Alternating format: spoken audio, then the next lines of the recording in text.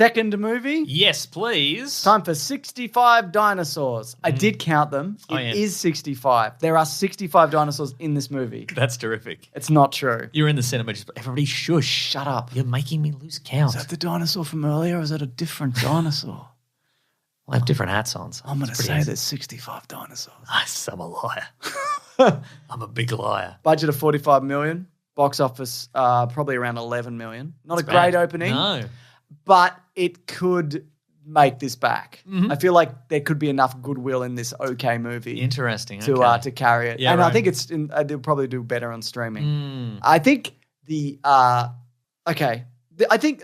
me what the story is. Okay. And then we'll talk about it. So anyway, they just lay it out on the table. It's not a trick. No. It's not some sort of time thing. I saw a few articles that are like, Adam Driver revealed the big twist, and it's like, he's like, it's not time travel. Yeah. That's in the trailer. I know that. Okay, so 65 million years ago, humanity didn't exist, but there are human-like aliens out there. Yep. One of which is Adam Driver. Adam Driver is from planet no universal healthcare, so he has to be a space bus driver Seems that way, for yeah. frozen people. That's right. Well, maybe he's more like a space Mr. Whippy man. he might be. Yeah. Yeah.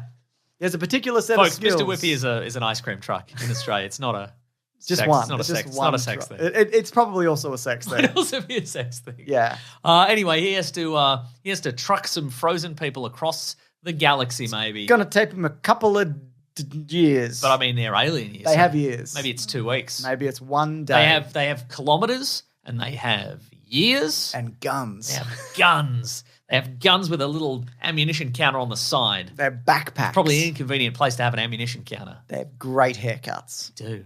Yeah. They have balls that blow up. They have the English language. That's right. Yeah. Anyway, he's flying his ship through the space, and then he encounters some unexpected asteroids, and they hit the Yeah. ship, and he crashes the ship into the planet, and he finds a little girl survivor. Yep. And they're like, we gotta get to the escape pod. There's escape pods over there. We're gonna get to them. He says to her, do you remember The Road? Do you remember The Mandalorian? Do you remember The Last of Us? That's right. This is a situation where I'm a dad and I'm going to get you somewhere. You're my Grogu. Get it? You're Grogu. Now jump on. That's right. Yeah, We'll do a little run. Anyway, there's dinosaurs though, so you got to watch out for that, don't you? you do, because Yeah. it's Earth. Okay. So before we get into that, so you've been saying to me in the past, Yeah. and I'm sure you've said it on this podcast, that you don't like the idea that the Jurassic franchise has a lock on dinosaurs in movies. Nobody Yeah. puts dinosaurs in movies anymore because people are like, oh, it's just Jurassic Park. Yeah, isn't it? and Blah, I blah, know blah. there's knockoffs and whatever. There's Velocipasta and Yeah, sure. Dino fights or Velocipasta, but it's whatever. the other kind of yeah, pasta. and It's there's Godzilla, etc. And I know there's also wonderful documentaries, etc. Sure. But yeah, the idea of like an action dinosaur big budget franchise has been largely unexplored. That's so true. Not totally, but for the most part, King Kong, etc. We see bits and pieces of it. But so the idea of this Yes. to me is very exciting. I love like the cast of this. I love the concept. I love the aesthetic. I love the way it's shot. I love the way that it's 93 minutes or whatever. Yes. But it just doesn't. There's a lot of like these parts they're trying to get together. It's interesting. And I feel like I just wish it was great, and it's not great. Okay. It's fine. I just wish it was great, Mason. Would you suggest that it is pretty formulaic, given that even though it is... That's well, I was going to say, fine. so like... I saw some people on the internet recently that having a big old moan about how can Top Gun Maverick be in the running for best screenplay at the Oscars because it's just a bloody action movie, because isn't it's it? the best version of that. That's what I'm saying, right? So I think there is value in formulaic. If it's an interesting setting, I think you can kind of get away with a fairly formulaic with Top script. Gun. I knew exactly what it was, and it delivered it like pitch perfectly. But I think you're absolutely right in the sense that this movie, there were moments in it that were shocking, but nothing about it was surprising. I think it had every like action beat you'd expect from a Mandalorian or just at The Road or like at every given moment leading up to the finale. I'm like, well, obviously this is going to happen, and then there's going to be a turn here, and then it's going to come back full circle. Chekhov's acid blowhole. Exactly, that's all happening.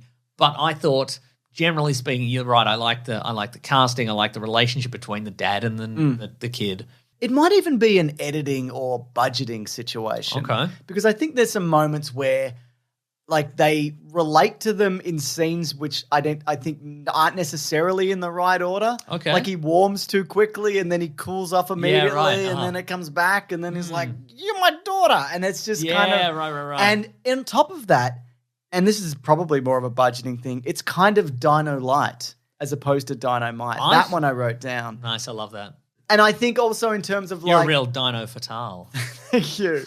There's moments where, you know, like they're pursued by various dinosaurs or Phlegm whatever. Fatale? Yeah. Could you imagine one of those spitting dinosaurs? Yep. Yes. Spits like that. But I say to me, the Dino Light felt effective. Yes, but I don't think the scenes in between, because the original Jurassic Park is very Dino Light. That's true. But the scenes in between didn't... But it's also Dynamite. That's true. I came up with that. That's great. But the scenes in between aren't interesting enough. Or it had Right. me going, when's the next thing going to happen? Right, okay. And so that I think that maybe they should have had, because so it's Adam Driver and Ariana Greenblatt, who's Little Gamora. Oh, yeah, I right. had to look that up. And maybe she doesn't speak English, or whatever the alien version of this is. yeah. Maybe have that. You're not speaking alien English. Come on.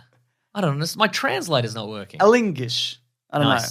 Yeah, do you, so there was kind of that disconnect, and I guess there was an idea of, well, they're going to form this bond that's stronger than language. I'll tell you what I liked, James.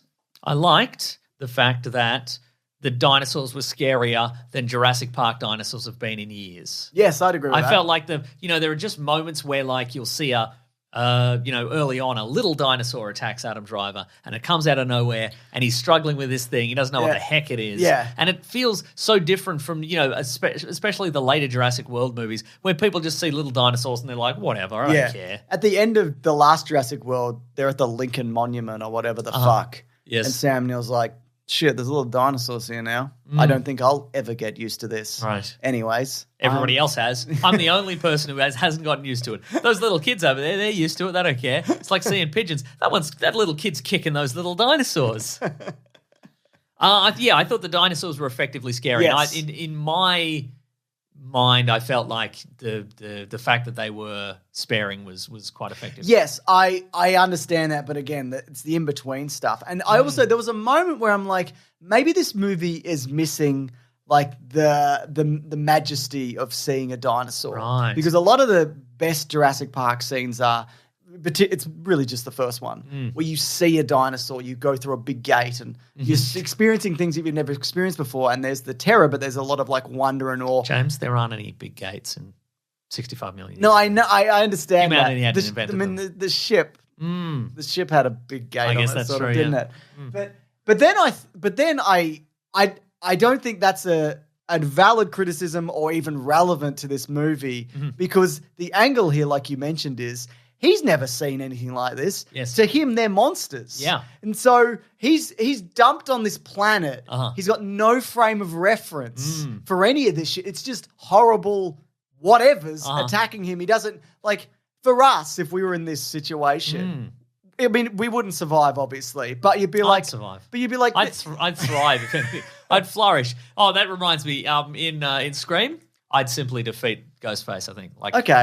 What would happen, I think, is he would attack me with the knife, and I would easily dodge the knife, and then I would counterattack in a way that, incapacitates him. And that would be the first scene of the movie. Yes, precisely, yeah. And then you demask them and say... That's right, yeah. I would simply do that. You're embarrassing. Because what I think happens a lot of the time is they incapacitate Ghostface and then they run away because they're scared. And I simply wouldn't be scared or rattled in any way, and I'd just unmask them. That's great. Yeah. And I think the same rule applies to this. I would simply defeat the dinosaurs. Okay, well, look... In a debate. In a reasoned debate. So that's an invitation if you're out there and you're looking for someone to do a big scream on. Mason's probably the perfect target. Ah, yes. Yeah, so like us or a person from Earth in this universe has an idea of what this is. Yes. Even if, well, obviously we've never experienced dinosaurs in real life, you kind of have a rough idea of how something like this might go. This is like a horrible, violent alien situation for him. It's like xenomorphs to him. It's like whatever, Anyway, sorry, go on. Well, I was going to say, relating to something you said earlier about the development of the character and where, sometimes the kid is his child and sometimes he hates the kid or whatever it is. Yeah. I feel like there was no room for character development with the character. It's not like he was a deadbeat dad. No. Not to say that it has to go this way, but I feel like perhaps it would have been a more effective character arc if he'd gone into this adventure as kind of a deadbeat dad. He has to do this, or maybe he's away all the time and the kid misses him all the time. And then he learns the value of spending time with the kid. And then at the end, I don't know, he brings the kid with him and new family, something. Yeah, he's got 2 kids or whatever. I don't know. But in this, he's a good dad. Yeah. And he just has to take on another kid in this alien environment. And boy, does he. Mm-hmm. Yeah. Here's something I like about it. I think aesthetically it's great. I love all the kind of alien-ish designs for things. Mm-hmm. I mean, it seems like a bunch of like kit-bashed crap, which I love also. Uh-huh. It's like with Star Wars, it's like, well, that's a whatever. And, you can definitely see elements. He's wearing a backpack and you're like, that's sort of familiar and yet alien at the same time. He bought that at Crumpler. He did. But I think there's also like a really good amount of like that's a JanSport backpack. There's a good amount of like wetness and Carhartt backpack. God, I don't have any more. School backpack. Standard school backpack. He's wearing those big bulbous school shoes. He's come from school. There's a good amount of like wetness and grime in the universe. This is clearly to cut down on budget. I guess this is to cut down on budget. This is all real locations. Seems for the most part. There's obviously some moments where that's not the case, but they're trekking through a real forest. That's true. Or it feels like a real cave, even though it wouldn't be. There's almost like a heavy kind of mist over everything a lot of the time, which I enjoyed about it. It would be a more humid environment back in the day. And it's when there's 65 dinosaurs around. Back in 1965, when I assume this is set. I think another point of the mist that I didn't love is there's kind of there's like a showdown at the end, but it felt kind of almost random. Okay, and I think there should have been maybe a through line of like one particular enemy that he had faced, and it's sort of that, but it's not. Yeah, right. Look, we'll do some spoilers. I think it's best movie ever, but I'd be lying if I said I wasn't disappointed. Well, see, that's the thing. Considering who's in it, who directed it, and I did direct it. Some of the guys who did some Quiet Place writing. And stuff. Okay, right. I'm going to say best movie ever as well, but I think I liked it more than you did because I think you had more. I feel like in the weeks leading up to this, I was pretty hyped. Yeah, in the weeks leading up to this, you were definitely very hyped. And like Scott Beck and Brian Woods. I feel like some weeks we wouldn't do 2 movies, but I think you were so hyped for 65. You're like, we're going to get this in. No, I'm glad we talked about it. I'm not sad, Mason. I'm happy. But I'm also happy that this movie cycle this month has some movies in it that aren't franchise based. Yeah. I mean, Scream 6 is obviously, but Dungeons and Dragons. Another Shazam. Yeah, none of these, Mason. None of these. These are all non-franchise movies. All right, one of these is a non-franchise movie. I'm grasping at straws, all right? And it's not doing well. No, I agree with that. And again, in concept, great. Yeah. I'd love to see another one.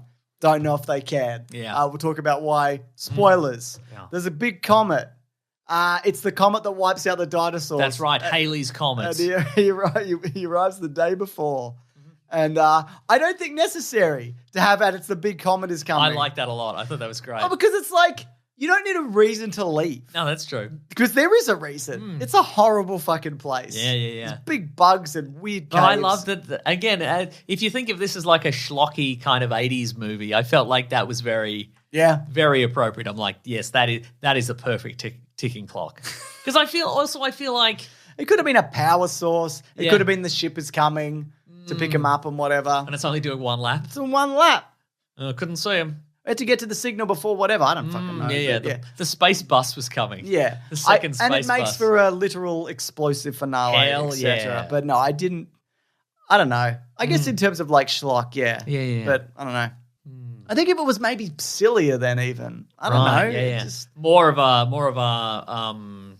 a swashbuckling adventure. No, I don't know. I don't even know if that's true. I don't even know what I'm trying to say. Yeah. Anyway, his daughter died.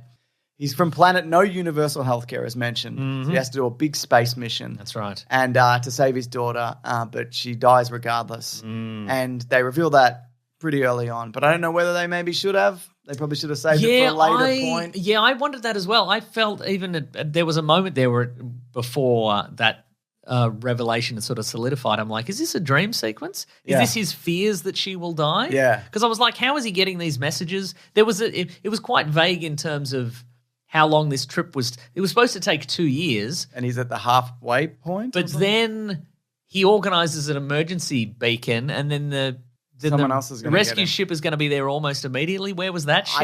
I guess it's like a transport space bus, space laneway that they're in. I assume a splainway. Splainway, thank you. And there's a moment where they're in a cave and there's a big dinosaur there. And it goes boo, and it goes and they run into the cave and then they fight a different dinosaur that goes boo. But before they go in there, he shoots the dinosaur in the eye, and then later, they're trying to launch the ship, but it's upside down, and they have to fight 2 dinosaurs. That's and I was like, wow, this is the dinosaur from earlier. And it's you said. Yeah, I said, wow. This is the dinosaur from earlier, and it's bought a mate. That's right. Because they're mates. Yeah. Anyway. His mate's rough as guts. He's even rougher. They killed those ones. Then a third dinosaur and then it turns out this other one was the one from earlier. Yeah. And it just felt like, I think maybe you could have dedicated time to making this the one. Because I liked also it was like a big runny one, and it was could run on its front hands and whatever, claws. And then it leads it into an acid pit, and it gets sprayed once, and that's fine. And then it gets sprayed in the face, and it acids its face right off. But even that, like she jumps forward and stabs it with the whatever, like that was all good. And that's why I think I wish they'd have focused on maybe that dinosaur more as like a nemesis. And which is kind of like the Spinosaurus, I guess, in Jurassic Park 3. Maybe that's why they didn't do it. Well, then they should have, Mason. So yeah, you know. I reckon maybe it was a logistical thing. They're like, okay, well, we need one dinosaur to tip the escape pod back around, and we need another dinosaur to do this and that. Yeah, that probably made sense. Probably made sense in the production side. I'm sure when they were thinking about it, it made sense at the time. Also, 3 dinosaurs spookier than 1 dinosaur. No. Whoa. Because also they clearly built that model for the daytime. Right. As well. So it could be shown in darkness and in light. Whereas the other 2 were like wet and in the rain, which is fine. But why not focus on that one and then a bunch of little dinosaurs? That's true. And maybe a triceratops. Because sometimes life doesn't work out that way, James. I liked how they pulled that dinosaur out of the muck and then it got eaten straight away. I like that too, yeah. That's a kind of grossness I can get behind. More of that, please. Anyway, can they do a sequel to this? Because the comet hit the Earth and at the end there was a montage of how cities That's arrived. right, yeah. I thought that was quite a little novel credits sequence. Yeah. It wasn't like the what's coming next. It's just like it should have been the credits should have ended with modern day Earth and then another one of those Adam Driver's alien spaceships coming down and Adam Driver's in it and he's like, I'm back for revenge. I'm still around because of time dilation, I think. I lived for 1 million years. I'm sick of 65 million years. Yeah, so that's right. Yeah. Anyway, capitalism fucked him up, didn't it? That's true. That is undeniable. Or whatever they have in space. Spapitalism. Spapitalism. Which is space capitalism. Yes. It felt like that scene. James, I think the listeners know at this point what we're doing. What's that? Putting things together. Yes, that's right. This could be someone's first portmanteau, Mason. I think also. Their first what? Portmanteau. Okay, sure. What did I say? I guess that's close enough. What is it? Portmanteau.